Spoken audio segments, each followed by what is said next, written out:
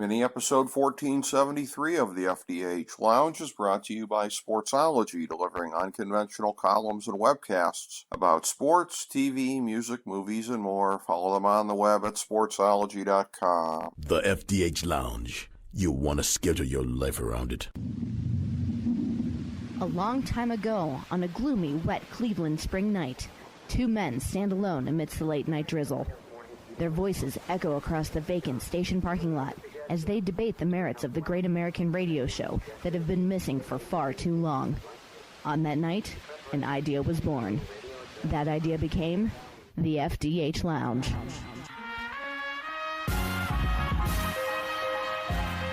Welcome to the FDH Lounge. Hello, everyone. Welcome to FDH Lounge Mini Episode 1473. This is FDH Lounge Managing Partner Rick Morris here, and one of our favorite FDH Lounge dignitaries is with us today, my good friend, FDH Streaming Editor Ben Chu. He's been part of an ongoing series we've been doing on the show here, as he and I have been keeping up with developments in the streaming industry. The one that is coming to subsume all of entertainment eventually at one point here, and the way that it is presented as we go forward. And a number of different big developments have happened in the streaming business since last we conversed. Generally, we base these conversations around one specific event, usually a launch of one of the big services, but there's been a lot of turmoil in the business, both positive and negative for some of the entities involved. And for all of that, we bring in, as we say, my good friend Ben Chu. How you doing today, my friend? I'm doing good, Rick. How about yourself? Very good, very good. Eager to break down some of these things with you here. And this is kind of all over the map with a lot of winners and losers on the recent landscape here. And one of the big losers, obviously, has been Netflix, with what has happened with their market cap and the way that their shares have taken a pounding recently here. And again, based on something that you and I have been talking about on air and off air, I believe, over a period of time, and that being the challenge of not being associated with one of the big networks or studios, and essentially everything being catch as catch can. And that works out great whenever you snap up something big like Squid Games or Tiger King or anything like that. But the fact that you're always having to constantly hunt for that rather than having an in-house engine to make it happen, that to me makes something like this inevitable. Although I have to say I'm a little bit shocked at this point in time that they're already being talked about as a potential takeover target. Right, and I think the real interesting part of this, Rick, is that we all, at some point during the pandemic, had discussed that Netflix was dealing with subscriber loss and subscriber churn, like a lot of these other streaming services. And it feels kind of like that this was sort of a long time coming. I kind of think we'd see a precipitous jump, or precipitous, one of those words that I'm trying to come up with. Mm-hmm. Of their stock going down by more than 32% over a 48-hour period. And it's going to be interesting to see with Reed Hastings and their team there. They've already let go of some people on their in-house animation team. They've let people go in terms of programming content. There's a lot of stuff that they were working on that they've either shelved or canceled or sold off.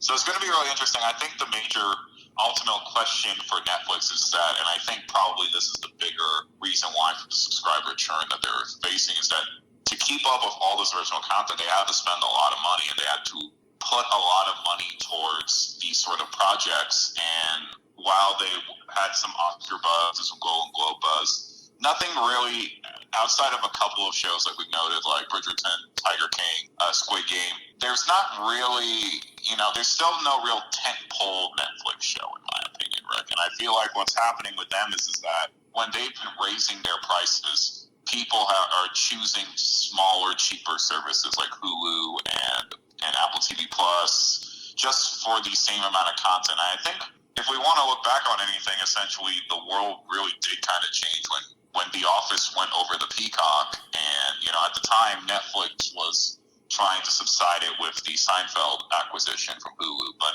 that was sort of, I would say, kind of the smoking gun at the end of the day for them.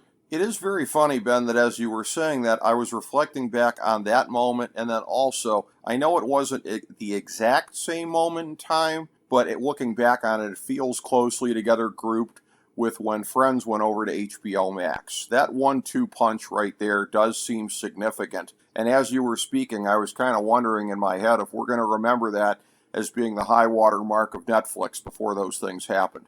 I mean, there's a lot of people discussing takeover attempts. I don't believe that. I think they're still a big company. They're just experiencing through the growing pains that a lot of tech companies do at the end of the day, Rick. Yes, they absolutely are going through something that a lot of places go through, and there have been some recent speculation about either Amazon or Apple TV Plus, and of course, both entities have their own streaming ventures already. Netflix does have higher name ID than either of the other two, simply by dint of being around longer.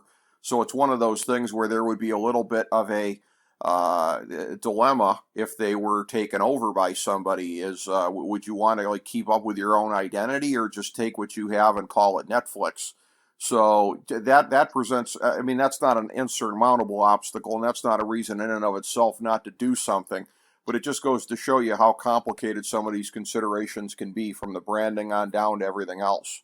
And I think one of the things we have to also note with them too is that the amount of competition they are now facing through other streaming TV and other free streaming TV is, remember when Netflix was gaining that huge market cap, they were pretty much the only one out there. It was them and Hulu for the longest time. Yep. And now you're starting to see, with the bigger entities that have this money behind them, that they're able to survive these sort of subscriber trends, and Netflix really cannot at this moment. And I do feel too that's kind of the issue of what we all perceive Netflix to be, was they're the catch-all, essentially, in my opinion, Rick. Right. They have a little bit of everything for everybody, but the problem of being that catch-all is that when you lose stuff like The Office and some of these other programs, it becomes problematic because some people are very singularly minded when it comes to their streaming.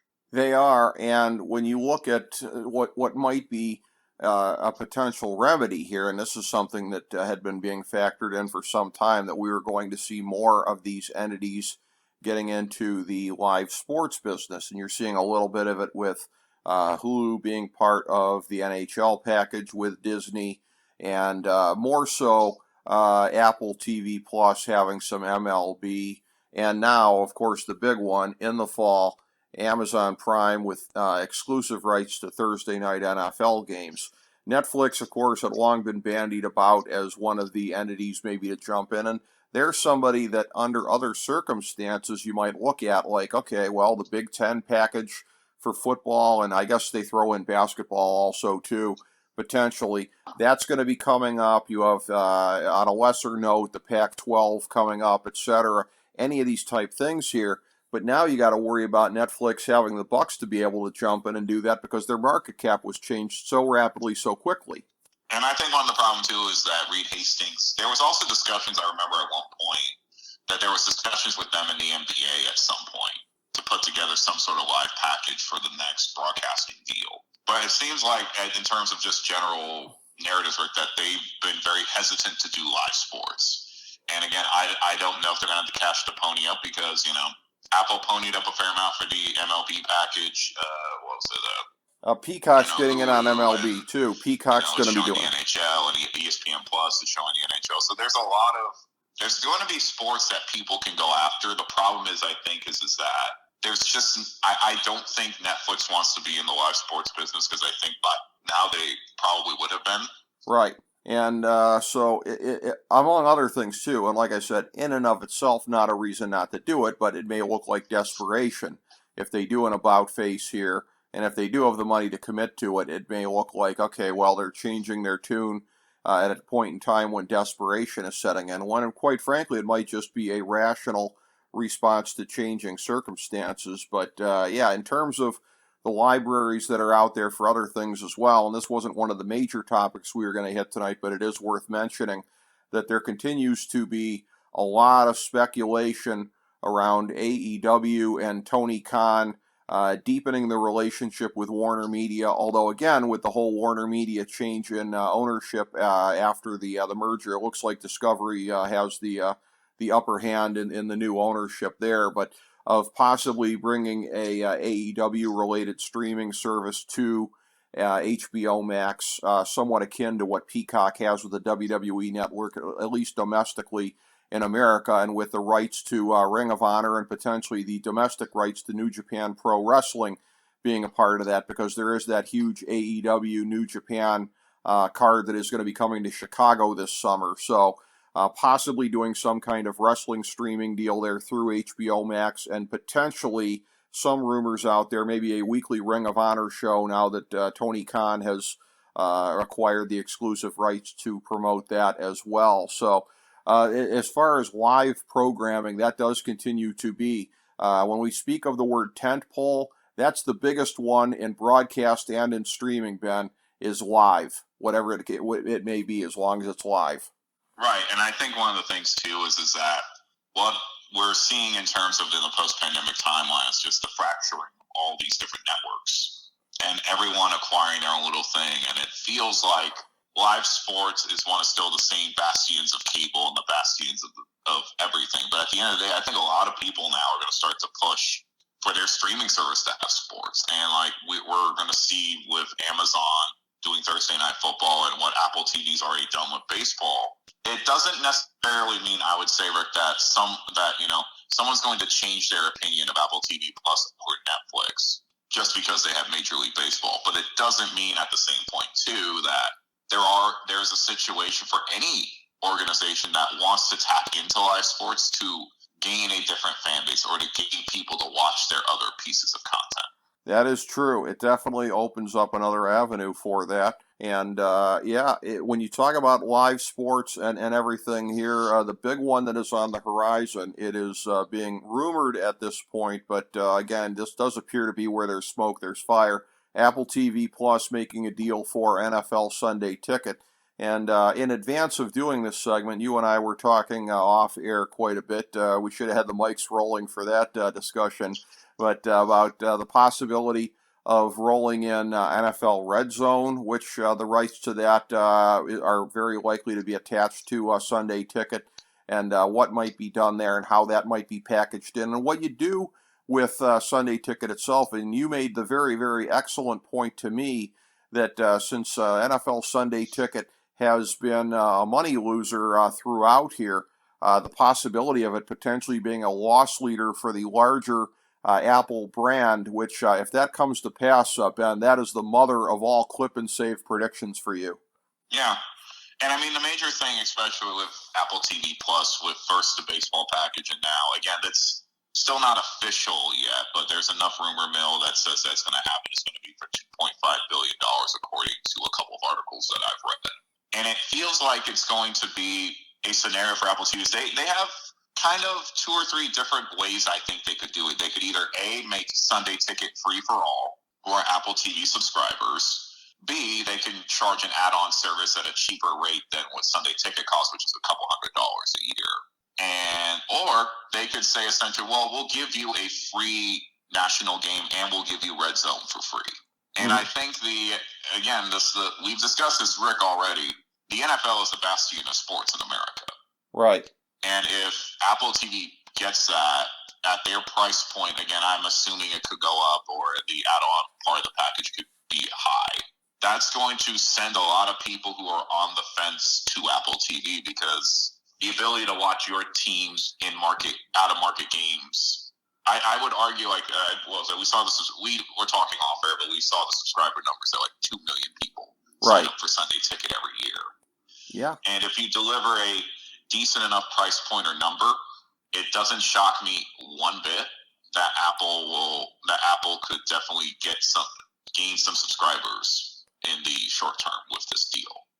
Yeah, and that would really be incredible, because I think I like to say, Rick, one point I do want to notice, I would say hardcore subscribers. Well, right. And for as much as I think the base assumption has just been the default assumption by most people, and quite frankly, myself included, before you and I were talking about this off air, would be that whatever the streaming deal would mimic the traditional model here, and that Apple would be charging probably about a similar price to what DirecTV has been charging over a period of time. So like I said, a great clip and save prediction on your part, because your argument makes sense, and yet it's something that nobody's really focused on at this point. And the fact that Apple is able to use that, and then again, Apple TV Plus is just one part of a very, very large ecosystem with the phones and the computers and everything else there. So yes, so trying to take something, accepting it as the loss leader that it's likely to be anyways, accepting that going in, and seeing what can you do to drive movement in all these other different areas, not least of which people consuming the other things on your streaming service. Yeah, you do make a very compelling point for that. Because right now, as we've discussed too, Rick, is that Apple TV, in my opinion, is currently entrenched in the number 4 position in terms of streaming right now. And I feel like if they make this move and they accept some sort of deal that allows people who are signed into Apple TV Plus, who are paying the subscription fee, it makes, it's a great way to get new subscribers to stay there. Because we talk a lot about sports, Rick, but I don't think there's any sport more passionate in the world than, not the world, the United States than the NFL. Yeah, I would agree. And then you got basketball behind that, but yes, I would agree on that end. And the ability to use it in that way, it's a very, very powerful tool for everything else that you have going on there. You said something here that I want to follow up on. You said you've got them probably just about number 4 right now. What would the Ben Chu power rankings look like as of April 2022 as far as the streaming services and how you think they're slotting out in terms of impact? Sure. Despite the flaws that Netflix have had, I still think they're fully entrenched at number 1. I know they went through a lot of subscriber churn, but they are still, in my opinion, the leaders at that point. Number 2, I would say, since this is a power ranking thing, I would lead to probably Amazon being number 2 right now, Amazon Prime, just due to the sheer size of it. Sure. 3, I'm going to add, I'll combo it since it makes sense, but Disney Plus and Hulu. Okay. And number 4 are going to be about, and number 4, I would say with you would be, I would lean towards HBO Max. I know Apple TV Plus is roughly the same, but I know HBO Max is more subscribers, so I'll say it's them. Okay. And Apple TV is kind of just behind them, but ultimately for them, Rick, they're never going to be on the level of Netflix. What they're trying to do is they're trying to acquire as many customers as they can. Okay. Can I assume then if they end up making the NFL deal work out for you, just for you, as a sports fan, as an NFL fan, they're going to get more people than 2 million people, especially if you're only paying roughly it's currently the price for Apple TV Plus is $4.99. So even if you bounce it up to like $6 or $7.99, right, that's still cheaper than almost every other one outside of Hulu with ads. Right. And so basically, I mean, we're looking at once you get past the top 1 or 2 or 3, a lot of these ones jammed up here closely together. So can I assume that from there it would then be Peacock, and then probably when you're looking at the major ones, probably Paramount Plus in the wah-wah position? That's what I would say, yes, Rick. Okay. All right. Interesting look at the hierarchy there. Yeah, I wanted to follow up on that with you. So in terms of entities that will not be making a hierarchy anytime soon, something that will be on its way out mere days after this is posted, CNN Plus, probably along with Quibi, the biggest flop in streaming history, I think we can say. And then Discovery Plus, as I had long predicted on the show here, I thought that when the Discovery Warner Media merger went down, that there would be room for only one streaming service, and the notion that Discovery Plus is going to be a vertical within it, which I think CNN Plus, they're going to drop the plus, obviously, because of the stink of the whole thing here, but CNN will probably have its own vertical within HBO Max at some point. But when you're talking about consolidation, it really, really makes sense because, again, Disney, you can kind of squint at it and look and see, okay, you've got ESPN Plus on the sports side, and then basically Disney's got, the kids stuff and then the fantasy stuff, and Star Wars and whatever, and then Hulu's got a lot more standard fare programming. But by and large, for these services, being under one type of banner makes the most sense. So I think we all knew HBO Max was going to be the hub for everything with Warner Media here at some point, and indeed that's the way it's playing out. It's just that CNN Plus ended up being such a spectacular flop along the way because lame duck management put it out there I guess from what I understood, Discovery management wasn't legally allowed to even weigh in on whether it should launch or not. So you had all of the lame ducks over there on the CNN side putting it out and then leaving it to the new bosses to end up killing it. Right, and I think the problem too with CNN Plus, just from its outset, Rick, is that it was really pushing for to be like the leader in, not, I wouldn't say streaming news, but essentially one of your offshoot brands that you can do, and as someone who wants to keep up with current events and politics. That, I think what they were trying to do is they were trying to use it as a transitional gap, essentially. Mm-hmm. Like CNN's always going to be the cable network at the end of the day, but this was their little thing to essentially put together and try and build their own sort of in-house team. And like you mentioned, there was a lot of upheaval, and it's not surprising that it was canceled essentially right after this. But one thing, and I've discussed this off air with other people regarding CNN Plus, was just how it just felt to me misguided, because CNN doesn't really have a distinct user base, and with most of these things, you kind of need a distinct user base to continue to be working. And it kind of feels like with Fox having their own streaming service for the Republicans and MSNBC eventually going to do something along those lines with Peacock, it just felt like there wasn't really, they didn't really brand it as anything specific to me. It just felt like an amorphous thing at the end of the day. Right. Yeah, it's true. Yeah. And they also ran into similar issue that Apple TV Plus ran into due to the pandemic, which was their initial launch of shows just didn't, to me, make any logical sense. Like, sure, you bring on Chris Wallace, you also bring on a couple of former NPR contributors, but there wasn't anyone on there that, in my opinion, moved the needle at the end of the day. Right. And I think if you're launching a new service, you need something that moves the needle. Well, and there were some things too, like there was one feature that I heard about that they had on there, because I think Caitlin Collins was on, talking about White House coverage. Some show that Wolf Blitzer had on there were like, we will take questions from CNN Plus viewers and put them to our correspondents. Like, my first thought when I heard that is, this sounds like a web extra kind of a thing. Like, go to CNN.com for this bonus feature. Like, but they're taking things that should be bonus features on their freaking website and trying to build a streaming service around it. Like, come on, man. Who couldn't see that this thing was going to go down in flames? And I think the one thing that, and we've mentioned this too, Rick, that if you're trying to build a streaming service from scratch, you really have to have market share. You have to know what your audience is going to be watching. Right. We've seen now with the fail of this and the fail of Quibi that it's a lot of old thought leadership in terms of how to build a streaming service, and most of the time it doesn't work like that. Right.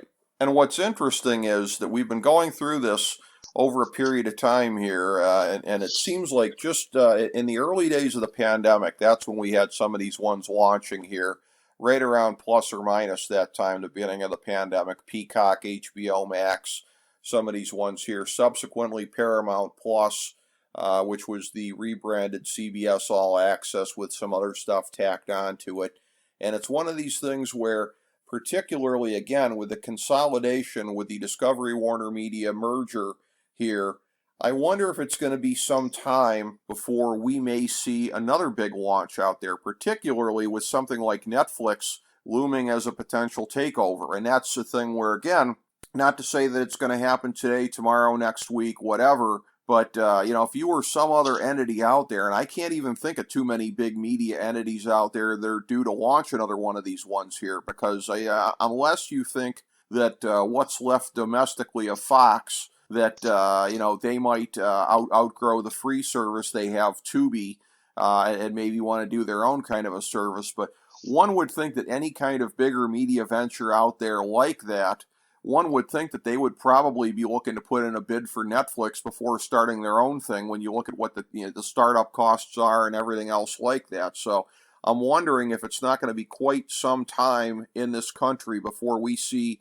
another major, and I'm saying major in all capital letters, streaming service being launched. I tend to agree with you there, Rick, because I think every major entity right now has their own sort of streaming service, or with the inclusion of like Amazon and Apple TV, they have their own sort of, all these production companies have a lot of these filters now, essentially. Right. Like there's no, no reason. There are certain deals that, of course, will allow certain things to be on different channels and all these other things that can be being moved forward. But at the same thing, I'd say, I don't think we will see one in a while. It's very possible it could be something sports related at some point. Mm-hmm. But considering we've seen all these deals now, I don't think we'll see anything in that landscape coming up anytime soon. I do tend to have the same thought there, yeah. So we'll have to see how this goes. But in terms of what lies ahead here, any other thoughts on what you think 2022 might still shake out for the streaming business? It's going to be very interesting to see how Apple TV Plus, Peacock, Hulu, and a lot of these, and CBS All Access, all these sort of, they're not CBS All Access, Paramount Plus, when all these deals are going to start to come to an end and these bigger networks are acquiring their own assets back, it's going to be interesting to see what happens in terms of what sort of show is going to be promoted more and be remembered for anything else. Because obviously the Netflix bump is still a huge deal. Mm-hmm. But now, since there's so many abilities to watch stuff on streaming, there's so many different shows now and so many different pieces of content. So I think it's going to be interesting to see if any of these smaller streamers that are outside the top three right now are going to make a big jump at any point. Yeah, that's going to be worth keeping an eye on because, again, it is so fluid. Like I said, once you get past maybe the top three or so and you start getting into positions 4, 5, and 6, and seeing who's going to be able to jockey around in that area. But as always, when you're looking at one of the great fun sort of sub-series that we've been doing on the show here, being able to go through periodically with you, Ben, and break down this business that is of great interest to both you and I, and one that I think is definitely underserved when it comes to coverage out there. Always a pleasure to be able to do and great content. Thank you so much, my friend. I appreciate it as always, Rick. If I've learned anything at this period of time, it's just do not trust anything with a plus at the end of it. That's true. That's true, man. All them things seem to be on borrowed time. No doubt about it. Look out, Paramount Plus. You're on the clock. But, well, we'll have to see how all of this goes. But as always, fun breaking it down with the great Ben Chu. Thank you, Ben, and thank you, everybody, for joining us for this mini episode of the FDH Lounge.